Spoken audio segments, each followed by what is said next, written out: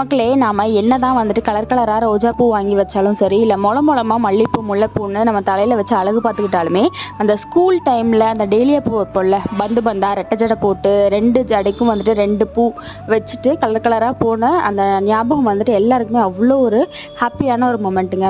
இந்த மாதிரி டெய்லியா பூ வளர்க்கணும் அப்படின்னா எல்லாருக்குமே ரொம்ப பிடிக்கும். எனக்கும் அவ்வளோ இஷ்டம். இதில் வந்து நமக்கு எக்கச்சக்கமான கலர்ஸ் இருக்கு இல்லையா, அது வந்து சின்ன சின்ன ஷேடில் அவ்வளோ கலர்ஸ், அவ்வளோ பியூட்டிஃபுல்லான கலர்ஸுங்க. இதை வந்துட்டு நம்ம நர்சரியிலே நமக்கு நாற்று கிடைக்குது. நம்ம வாங்கி வைக்கும் போது பார்த்துட்டிங்கன்னா நிறைய மொட்டுக்கள் பூக்கள் இருக்குமா, நம்ம வாங்கி வீட்டில் வச்சதுக்கப்புறமா அந்த பூக்கள் எல்லாம் பூக்கும், அவ்வளோதானே தவிர அதுக்கப்புறமா புதுசாக ஒரு இலையோ ஒரு பூவோ வந்து எதுவுமே வராதுங்க. அது வந்துட்டு நம்ம டிசம்பரில் வாங்கி வைக்கிறோம்னு வைங்களேன், பிப்ரவரி வரைக்கும் அந்த செடி நின்ன மாதிரியே நிற்கும். அதுக்கப்புறமா அது அப்படியே பட்டு போயிடும். என்ன ஆகுது, என்ன பிரச்சனை, எப்படி பண்ணுறது அப்படின்னு நமக்கு தெரியாது. அதனால இந்த வாட்டி விதை கிழங்கு மூலியமா உற்பத்தி பண்ணலான்னு கிழங்குகள் வாங்கியிருக்கேங்க.